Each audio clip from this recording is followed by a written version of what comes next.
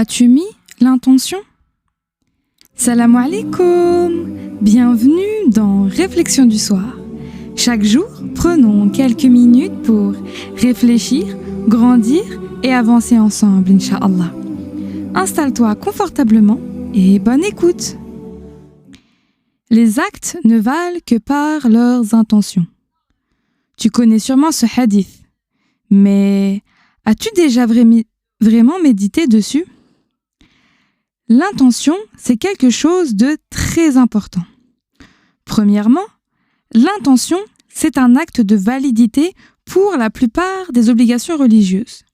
Pour les ablutions, la prière, le jeûne. Et oui, si tu n'as pas mis l'intention de jeûner avant de le faire, ton jeûne ne sera pas pris en compte. Deuxièmement, Allah, il te juge selon cette intention.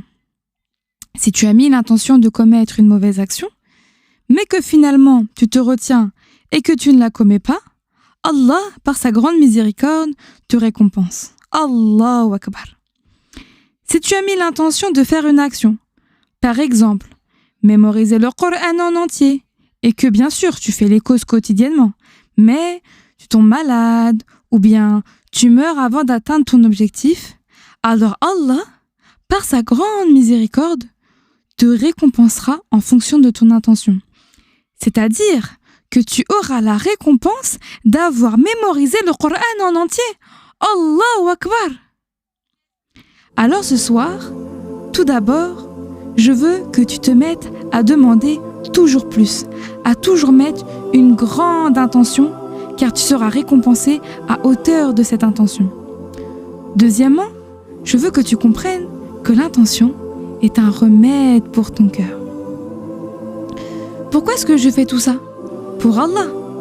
Je mets l'intention de jeûner les 10 premiers jours de Dhul Hijjah pour satisfaire et obtenir la récompense d'Allah. Et pourquoi cette intention est importante?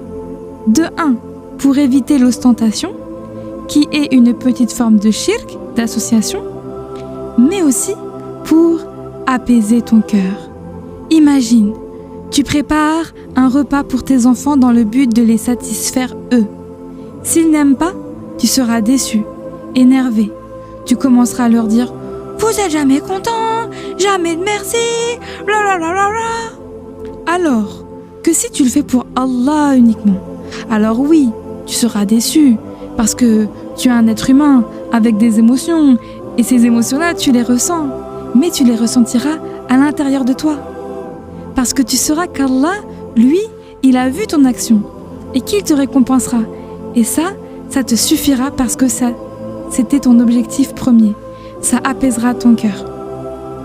Qu'Allah nous éloigne et nous préserve de toute forme de shirk, d'association.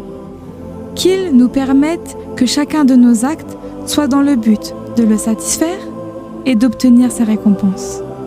On se retrouve demain, Inch'Allah, pour une nouvelle réflexion du soir. Assalamu alaikum.